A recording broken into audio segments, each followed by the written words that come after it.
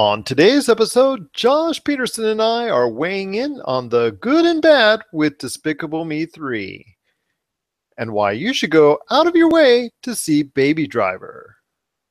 We also talk about why Jackie Chan is still so awesome, and will Jumanji be another bust for The Rock? And we also talk about great 4th of July rated, and we also talk great 4th of July related movies and games to play and watch this holiday season. It's a light show full, almost forgot. We also have a clip from the latest What About This podcast from Humanican Media, and another hit song from Moy Navarro. It's a light show full of podcasting fireworks we have for you today as we once again delve into the pop culture cosmos. And we're back, everyone. It is the pop culture cosmos. My name is Gerald Glassford from Pop Culture Cosmos and Game Source. I'm here along with my good friend, the man, the myth, the legend behind Humanica Media, and a great announcement coming up for you. And I'll let him do the honors. It's Josh Peterson. How are you, my friend? Good, man. Announcements. There will be a Humanican Media Hour on the Podcast Radio Network. Dun, dun, dun, dun. Yeah, it's probably best if you tell them about this. I'm still hazy on the particulars. It's Tuesday nights? It is Tuesday nights, 7 p.m. Eastern, 4 p.m. Pacific on the Podcast Radio Network. It is the Humanican Media Hour, the latest entry in the Podcast Radio Network lineup, and we are truly thrilled at Pop Culture Cosmos, and obviously Josh is really excited to be having his creation and all of his great podcasts that he already produces on a regular basis. You get a sample of it, not only right here on the Pop Culture Cosmos and PCC Multiverse, but you will get the actual shows themselves in full, in length, right there on the Podcast Radio Network, Tuesday nights, 7 p.m. Eastern, 4 p.m. Pacific. I know, first off, one of the highest rated episodes that people have talked about, and that is going to be the What About This, dealing with suicide not being entertainment, will be the first episode played. Check that out, 7 p.m. Eastern, Tuesday, 4 p.m. Pacific. What else we got going on with everything great at Humanican Media? You can now check out the latest episode of the What About This podcast, which features a guy who runs an outreach program for people at Skid Row. He cooks them breakfast, makes sure they have the things that they need. And there's a lot of people involved, a lot of great stories that are very inspiring. Yeah, I'm sorry, hold on.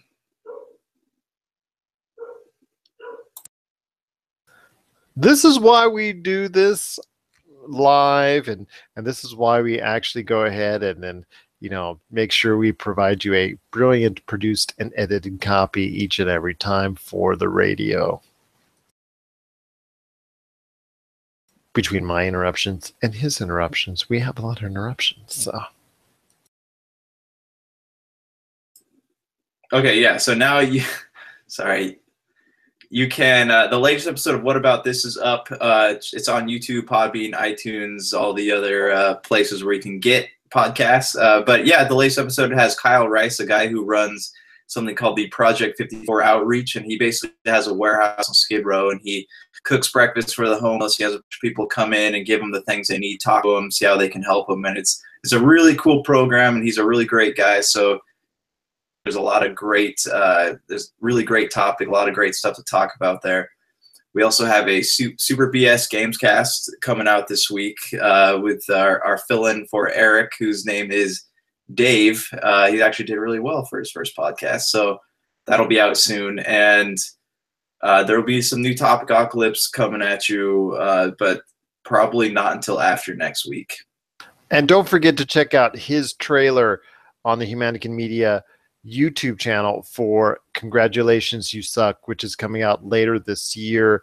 It really is a funny trailer, so everybody's got to take a look for that. And you said you have more planned coming on the way down the road in the future as well. And then also, if you missed any of the action from E3 2017, on Humanica Media YouTube page, they've got a lot of great games from Forza to Gran Turismo, Everybody Loves Golf, Call of Duty, Super Mario Odyssey, and so many more games that he has footage of straight from the E3 show floor. And you can check all that footage out on the Humanica Media YouTube page as well. Well, it's a great episode we got planned for you. Anthony Barberin, again, our NBA expert, he's going to stop by with some chat around a little bit later on in the program about some great stuff going on in the NBA that's happened, and that's really, really big news and changing the entire hemisphere and landscape of the NBA's Western Conference and Eastern Conference as well. And then also Douglas Hoy, we will also stop by again. I recently stopped by Retro City Games. He is part owner of the Retro City Games, and he's going to stop by and share his thoughts on E3 2017 because he was down there as well, and you want to hear his thoughts on some of the great things he saw down there as well. So, and we also, I think we'll play a little small clip of What About This as well, the latest one for you, just to make sure that you're up to date and everyone gets a chance to check out all the great stuff that's going on there as well. So we got a great program indeed, but first I want to tell you, hey, Despicable Me 3 is doing really solid once again. That's the good news with Despicable Me 3. It looks like it's going to garner a little over 80, maybe even to $90 million domestically over the weekend. It's going to do really solid numbers. And for a movie that is not exorbitantly produced like some of the other animated movies that are out there or that have been created, it's Universal really tries to keep them within cost and within budget. That's really some good news as far as really getting a solid return. But Josh, I ask you your thoughts on the Despicable Me franchise because, well, compared to Despicable Me 2 and even the spin-off Minions that came out after that, it doesn't look like it's really doing as well. But then again, the expectations might not be as great. And those two movies previously, that could have just been a lot of gravy on top of the potatoes, correct? Yeah, but I mean, look at it this way though. Like a lot of adults don't want to. They prefer not to go watch a movie like Cars or Finding Nemo. Or I mean, well, granted, there is an audience for that, but like normal adults, like non-Disney loving adults, they would much rather go see a movie like Despicable Me because it's got humor that they can laugh at. It's kind of like a cartoon, from the 90s, like Rocko's Modern Life or Ren and Stimpy, Cat Dog. It's got stuff that appeals to them, the Ren and Stimpy's right there for me. And I know this has a lot of 80 references, especially with the bad guy. Trey Parker is voicing the character. If South Park fans were familiar with, but yes, a lot of 80s references are made because of it, correct? Correct, yeah. And so I think that parents are much more enthusiastic about taking their kids to see that movie than say like a Pixar movie or a Disney movie, just because it's something that they can laugh at too. And the kids might not necessarily pick up on the more adult, subtle humor that's in there, but at the same time, it's like the parents, it's enjoyable for them as well as their children. So I think that Despicable Me does have a lot of fuel left in the tank, so to speak. But yeah, as far as in comparison to the other movies, I think it's just a slow weekend. We'll see how it goes from here. And this is a hard weekend to do really great numbers. It's sometimes because people are out barbecuing, they're out traveling, whatnot. They're not always able to go ahead and catch the movies, even if you get an extra day off or two, correct? Right. You have to remember too that a lot of people are out of town, so this isn't exactly like the best weekend to have released a movie. It's good for a movie like Baby Driver just because it's more appealing to a smaller audience, but like a big release like this, I think that it's probably not the best weekend to release it, but I feel like it's going to not just do solidly this weekend, but next weekend as well. We'll probably see maybe not as high numbers, but we'll still see pretty decent numbers for this movie. You won't see a big drop like you did with Transformers and other movies of recent ilk, especially a lot of the ones in May that dropped substantially, 60% plus, which is a pretty substantial drop from one week to the next. You'll probably see maybe like even a 25 to 45% drop, which is actually pretty good from week 1 to week 2. So definitely, I think you're correct on that assumption. Once people get back in town, they'll want to go check it out. And Despicable Me 3, like I said, because it costs lower to produce, it between $80 and $100 million to produce.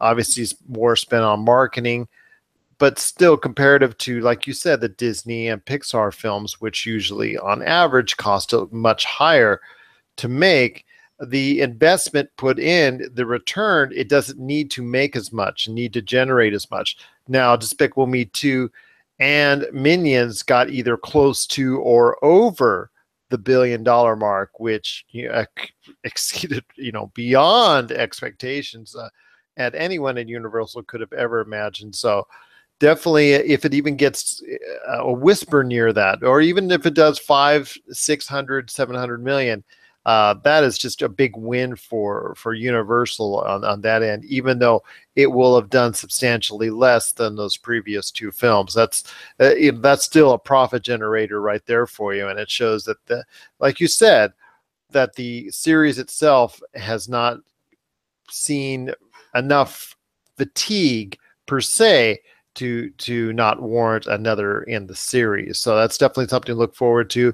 What are your thoughts on Despicable Me 3 out there? We truly want to hear what you have to say, if you really think this should be it for Despicable Me series, or if you think the Minions and Despicable Me, Gru, and all the gang should have many more, or no more iterations coming up in the future. We want to hear your thoughts. popculturecosmos@yahoo.com.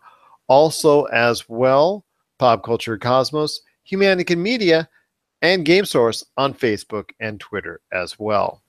Well, it's going to be a great show. Like I said today, we've got a lot of great things on plate for you. But first, we got a great song right now from Moy Navarro. It's If It Pleases You, I Won't Give Up. And it's on right now, right here on the Pop Culture Cosmos. And we're back with the Pop Culture Cosmos. My name is Gerald Glassford from Pop Culture Cosmos and Game Source. We truly appreciate you being part of the broadcast here today. And Josh, I just want to ask you real quick. You did get a chance to see Baby Driver, correct? Oh, yeah, I did. So what are your thoughts on the movie itself? Yeah, I know it's garnered a lot of acclaim, like we've said on previous podcasts, and it definitely has something that could, well, most likely may end up being as high as number 2 in the domestic box office this weekend. And for a much smaller film that had much lower anticipations and a much lower threshold for I guess a profitability, it really is nice to hear that such a small film can really do such big numbers. So tell me your thoughts on Baby Driver, and your thoughts on your experience watching it, and how you feel it says forward for I guess the movie industry as a whole, that they don't have to go ahead and franchise every single movie.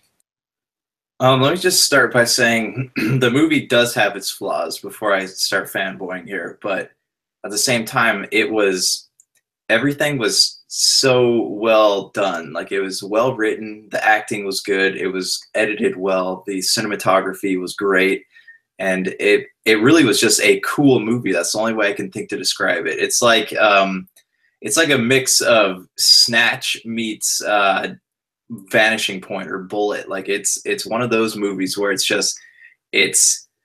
you don't really know what's going to happen. Like, there's so much like so many plot points going on, so many characters with their own motivations. You don't know how it's going to end or where it's going to go. And Edgar Wright he did a really great job. Like, honestly, seeing this movie makes me wonder what his version of Ant-Man would have been like had he been able to continue forward with it. And he hasn't yet seen Ant-Man, and really is troubled by the fact that he can't. He physically just cannot watch it. He knows it did well. He knows what is, critically and money-wise how well Ant-Man actually did, but it's to him, it's such a personal issue that he's yet to see the project. So yes, I definitely agree with you. It would have been interesting to see his vision of that film. Right.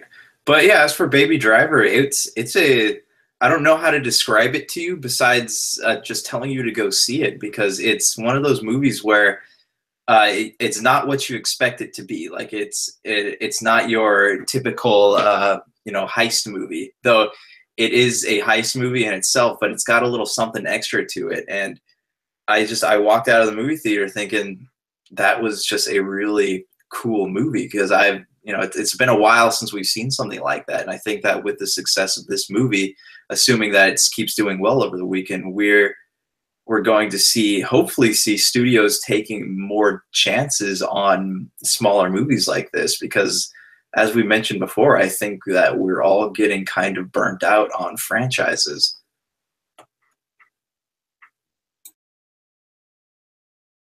Indeed, it definitely it looks like it's going to be a winner at the box office, and for something that just really didn't have that high of expectations, I'm just so glad to see that the coolness factor of a film such as that, and the soundtrack, I know that is definitely intertwined in the movie, and explain how that is so important to the movie as a whole. Okay, so Baby is his name. Well, it's not actually his name. You have to watch the movie to find out what his real name is. But he got in a car accident, so there's buzzing in his ears, like little, how when you hear loud noise, it leaves that ringing going through there. So it's so he uses headphones, his headphones, to kind of hear what's not hear, but like drown it out. So he, as you find out in the movie, he works for this guy who has him basically being a getaway man, and everything in the movie is timed to the beat of music, and it's something that I've never seen happen before. Even the intro, like you see him singing and dance, it's a musical, but it's not a musical. It's a heist movie, but it's not a heist movie. It's got a romance, but it's not exactly a romance. It's like, it's a lot of moving pieces, but in the end it all comes together really well. And the movie does revolve around music, a lot of it. Oh, that's good to hear. Indeed, definitely one of the movies that people need to catch out there, that may be under the radar, but it is now out and about in theaters. It's Baby Driver. Definitely want to go ahead and check that out today or as soon as possible, because it looks like like we almost predicted, a week ago, that it's going to be one of the surprise hits and the sleeper hits of 2017. What are your thoughts on Baby Driver? Do you agree with Josh's assessment of the film, or do you have a different ideal for the movie? And did you really come out of it enjoying that aspect, or do you see something different that you would have done or in place, or did you think it was just a waste of time, or did you just like the fact that Edgar Wright could have done so much better with the Ant-Man film? Tell us your thoughts. popculturecosmos@yahoo.com. Also as well, Pop Culture Cosmos on Facebook, and then also Humanity Media and Game Source on Facebook and Twitter as well. And we're back at the Pop Culture Cosmos. My name is Gerald Glassford from Pop Culture Cosmos and Game Source. We truly appreciate you being part of the broadcast here today. Want to make sure everybody knows out there that, well, if you for some reason cannot listen to the airing on the podcast radio network of the Pop Culture Cosmos show or the PCC Multiverse, that's a no problem at all, because you can download it at any time at your convenience or stream it on any one of these channels. The Tangent Bound Network, the ESO Network, the Gunny Geek Network, Player.fm, Overcast.fm, the ACE Podcast Network, iTunes, of course, podcast.com, Stitcher Radio, Mixcloud, Google Play, and then also you can stream it on our home site, popculturecosmos.wordpress.com. And if you do, we always throw a bonus podcast or some bonus type of listening at the back end of each and every show, just for listening, because we truly appreciate you downloading and also as well streaming the podcast. Indeed. Well, I want to ask you, Josh, have you got a chance to see Jackie Chan's latest movie, The Foreigner? At least the trailer for it, I should say. Yeah, I saw the trailer. I'm intrigued for sure because I think that Jackie Chan has had various stages in his career, like back when he did Drunken Master and I can't remember a lot of the other ones he's in. You'll have to forgive me for that. But or when he first really got into America's Eyes with Rumble in New York, that to me that's when he first, for me, really came on the scene. I had seen some of his work previously, like you said, Drunken Master and the Super Cop movies, but it was really when he hit audiences. The first real movie to be targeted to American audiences, Rumble in New York, that I actually got to see him in the theater, and I was like, wow, that's a really good movie. He's a really, really, really entertaining actor, and obviously just creative genius with all the stunts that he does. Correct? right. And well, he's entertaining. We've seen the kind of the foreign kung fu movie side. We've seen the 80s 90s style Jackie Chan. We've seen him in Rush Hour. He has so many dimensions. Like he can be serious, he can be kind of appear to be a novice, he can be comedic, but we haven't. The Foreigner is a side of him that we haven't seen yet, the gritty, dark, angry version of Jackie Chan. And that's what I think is so appealing about this movie, is that it shows those things. It shows a new side of him that we haven't seen before. It's Rumble in the Bronx, by the way. Rumble in the Bronx. But Rumble in the Bronx. That's the first one that came to theater, Rumble in the Bronx, and that really just opened the eyes of not only myself but a lot of other American viewers. Yeah, and even that, like, compared to this, a lot of the movies back then featuring Jackie Chan, they were good, but they were kind of cheesy. Like, they had moments where you can totally tell, you're like, okay, this movie came out of that era. Like, if you were to watch it now, but like if you watch a movie like The Foreigner, like, granted, everyone's going to be thinking, oh, this is like Taken, but I think this is going to be entirely unlike Taken. It's going to be dark, it's going to be gritty, it's going to have a very violent Jackie Chan, and that is something that we've never seen before, and that is something I'm really excited to see. And one of my favorite actors also as well, Pierce Brosnan, is going to be part of it, although it's kind of funny because he is involved.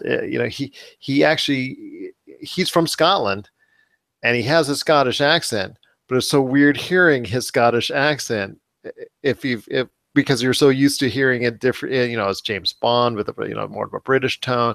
Then also he just recently did the AMC series where he is trying to do very Texan-like. So it's just so funny hearing him trying to be very Scottish, with his dialect, which is his natural dialect, but it's just so different for me hearing that. Remington Steele, my gosh, he did not.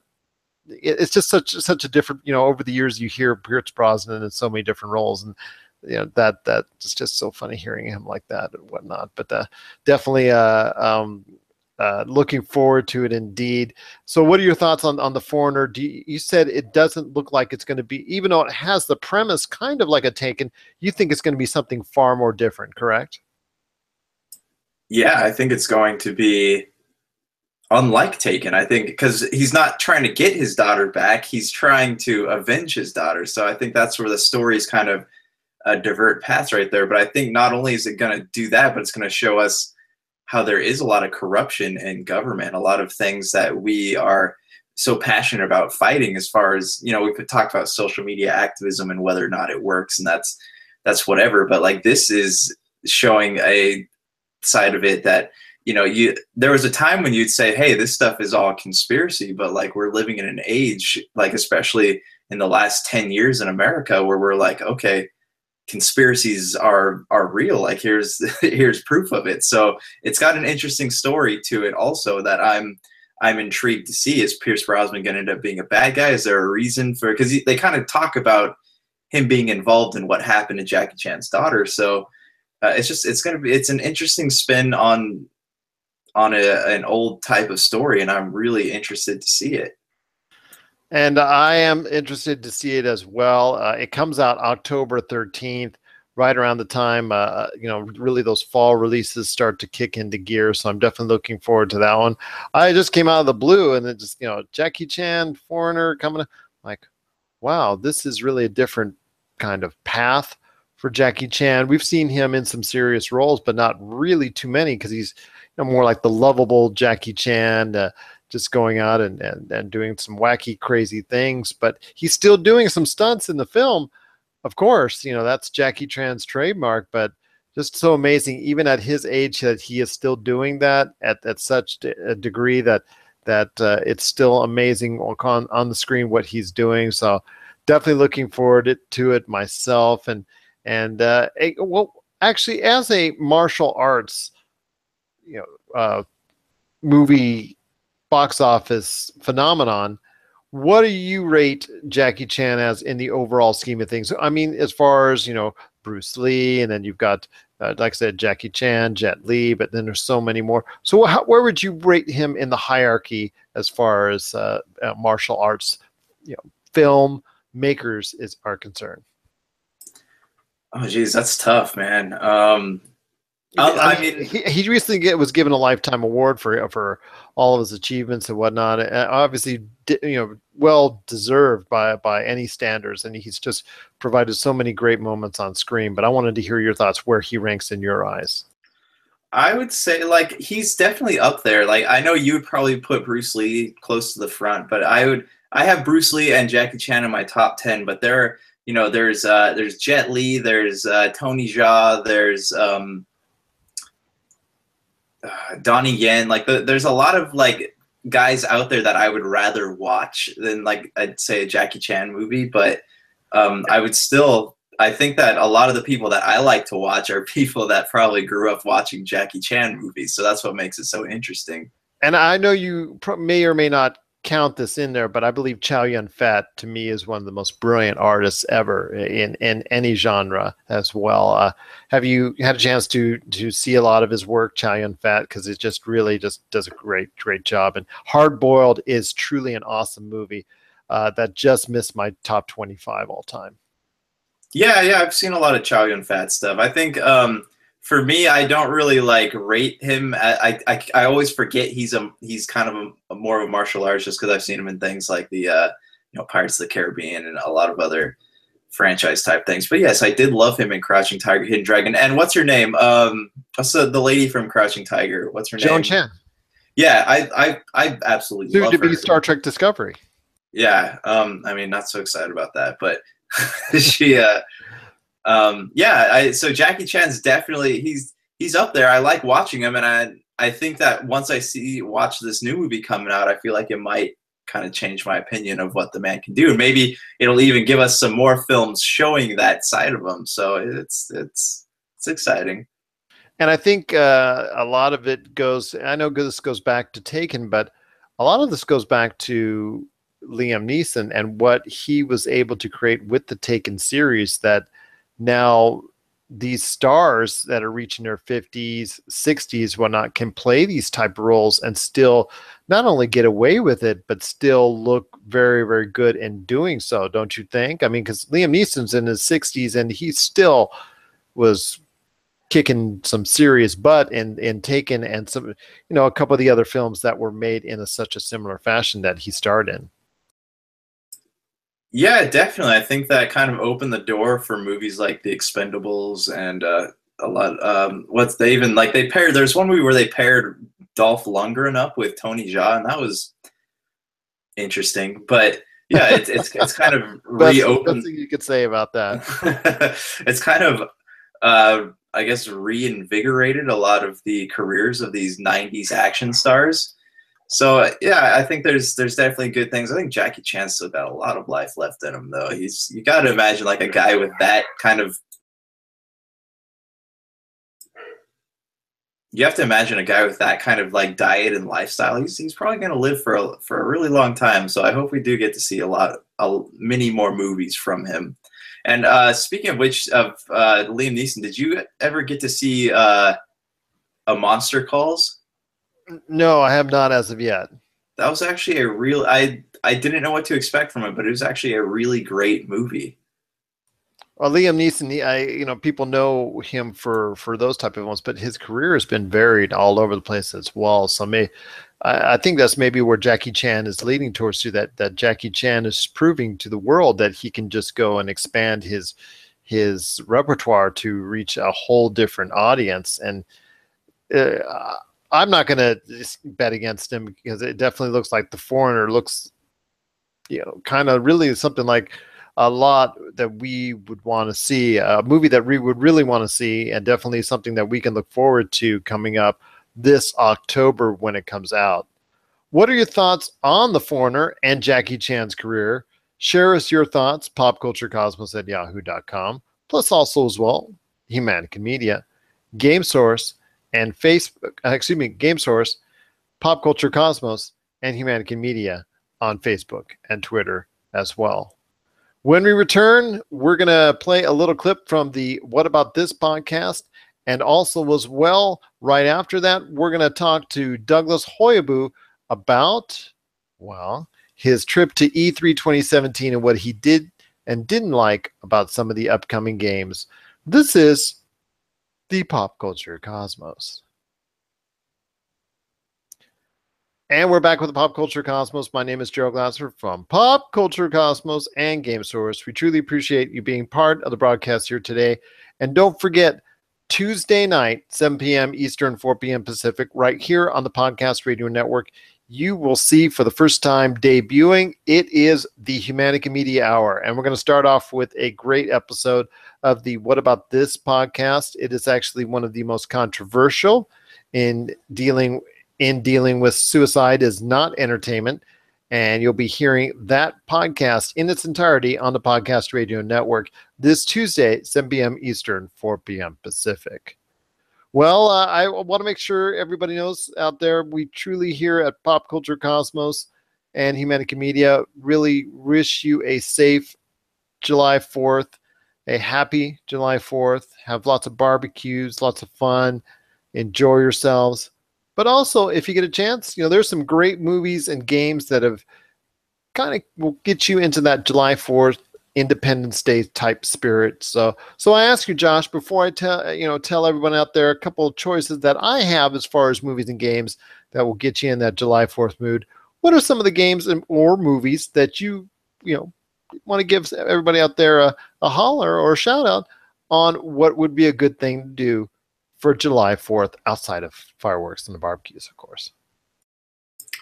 I would say Homefront is definitely up there. And even the second one, I know the second one kind of tanked in the reviews, but it's one of those games where it's like you kind of get what you get, but you're playing for freedom essentially. Same thing with Wolfenstein. I definitely recommend that, which I picked up for $10 on the Microsoft sales. So definitely do yourself a favor and check it out. But yeah, those are my two games. I mean, I don't know many other games I relate to the 4th, but as far as movies go, I always love to watch Independence Day around 4th of July. I don't know what it is.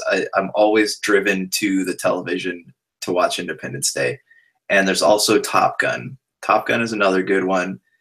And I know you have one on the list that I would recommend also, so I will let you say it. But I feel like the 90s films are like a really great thing to watch around Independence Day. I don't know what it is. Just there's a lot of 90s films that would fit that bill, correct? It seems like more than any other era.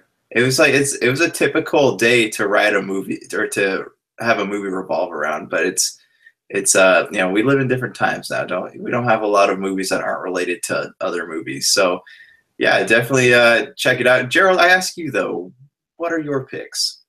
Well, I would also say the 1950s movies, because the 1950s movies and also 1960s, early 1960s, they made a lot of Army war-related films, that very patriotic films, because they were coming off the shine of World War II and whatnot. So Hollywood embraced it by making a lot of war-related films during that period. So if you can always check out the laundry list that are so big of all the titles that are out there. Force One from Navarone, or just a long, huge list goes on and on of all the war films that came out, Dirty Dozen and all that came out during that period of time. But for me, I would probably say, and at least the first 15 minutes, I got to catch every time I see it. And that's Saving Private Ryan. And that's because it does recreate D-Day and all its horrific embodiment. It probably is about as it's probably to me about as real 15 minutes of as far as depicting of war that I've ever seen on film. And as far as if anybody wants to understand what war is all about, especially during that time period on such an eventful day, June 6, 1944 for D-Day, that definitely fits the bill right there. And cause Saving Private Ryan is just so poignant. It has so much emotions going through it, such powerful performances even throughout. And I tell you what, but that first 15 minutes, that just knocks you over, and it almost to the point where the rest of the film cannot stand up to it. The rest of the film is pretty solid in its own right, but just that first 15 minutes of film is just so good. I don't want to say it's so good, but because that's probably not the best way to state it, but it is just so well executed and well done. Some of Steven Spielberg's best work is within that time frame. I just definitely watching that brings tears to the eyes each and every time you watch it. Indeed. So that's Saving Private Ryan for me.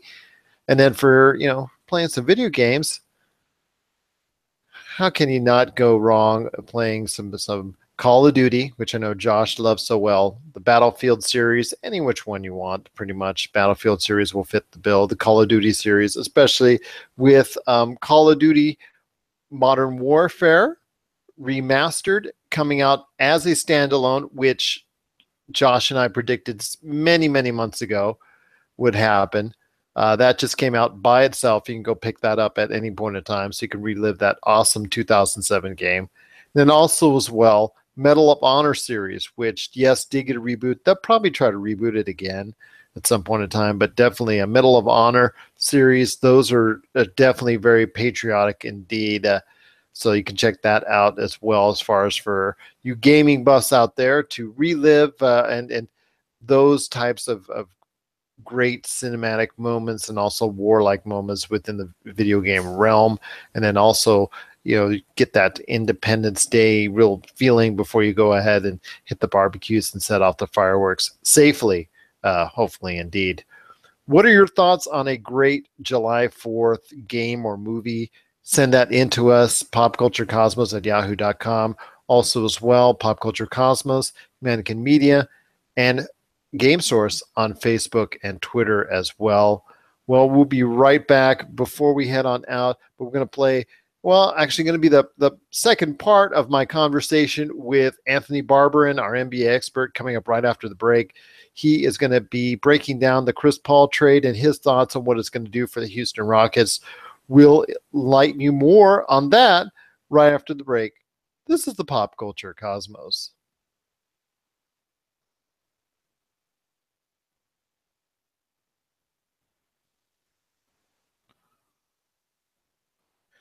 And we're back with Pop Culture Cosmos. My name is Gerald Glassford from Pop Culture Cosmos and Game Source. I truly appreciate you being part of the broadcast here today.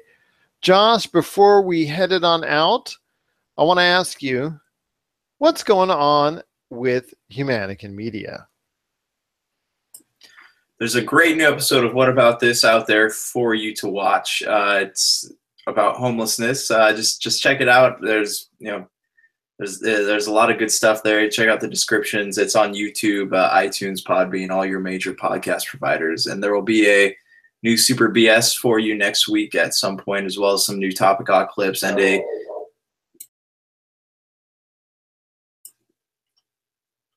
a new project by Humanican Media, which I will talk about shortly. And you can also check out the trailer for my new book, or my upcoming book. Congratulations, You Suck.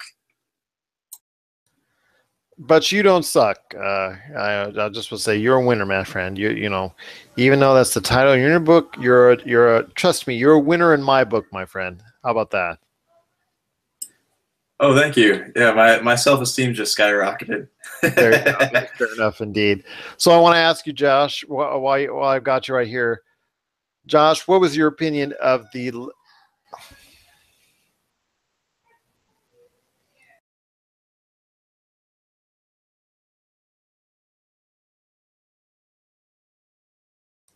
Josh, what was your opinion of the latest Jumanji trailer that's coming out for film The Rock's latest adventure coming this Christmas to theaters?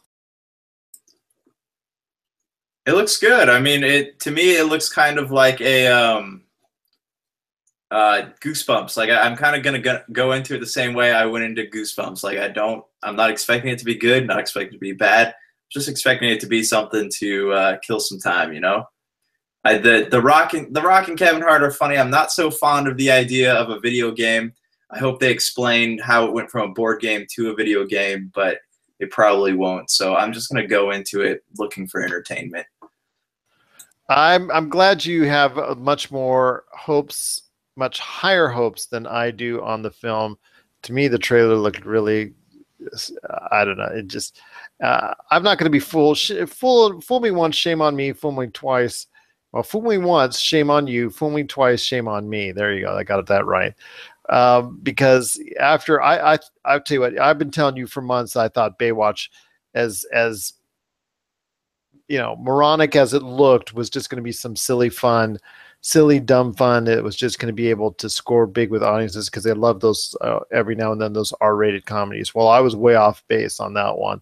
And I just don't think, even though this is not R-rated, mind you, it's still, I don't know, this does not look like something that's going to be very good. It's going to come right on the heels of the latest Star Wars movie and right in the Christmas season where you got all those great Oscar wannabe films that are going to come right around that time as well. So I don't know where that will stand up if it does still come out during Christmas holiday season. So I'll have to wait and see. I got to see more of it before I will actually find it interesting enough to go to. But I'm kind of on the negative side, and I'm kind of worried about Rock's career because Rock was making all these substandard films on his way up the ladder, and it looks like, has he reached the ladder as because he was recently considered the top star in Hollywood, and now starting to fade on down a little bit in my estimation with some of these choices. And now Rampage, he's filming based off the video game. I don't know if that's exactly the best choice in the world either, as far as film projects concerned. But hey, I guess, you know, paycheck's a paycheck. But this is the problem though with The Rock. Like he's becoming known for a certain type of movie. He's becoming known for outlandish, over the top action movies, and that's basically what Jumanji and Rampage is going to okay, you could throw him. You can say he's a Stallone and Schwarzenegger of the new millennia. Is that what you're trying to imply? No, I'm just saying that with the Fast and the Furious, like the more outrageous, because that's what he's known for now. That's like his flagship is the Fast and the Furious, and the more outlandish those movies get, the more he's going to be associated with that kind of action movie. And I think that good for him for not rejecting things, for not thinking that certain movies are beneath his station. But at the same time, he does have to be careful what he picks, or else he might end up being like Sylvester Stallone or Arnold Schwarzenegger. Like he'll fade into the echelon of action actors past their glory days. Exactly, and they faded out for a long time during the mid to late 90s. You know, Arnold Schwarzenegger made The Last Action Hero, and then a couple other duds as well right there. And that pretty much, you know, tanked his career for a while. Although, yeah, he did get the governor's job and it did that, instead. But and then Stallone did a lot of Losers Stop or My Mom Will Shoot, among other turkeys, and his career went in the toilet as well for a long time before they both have had some, a little bit type of revival. And then, like we were talking about with the Expendables, series, they both got a breath of fresh air from those movies. So I can understand that.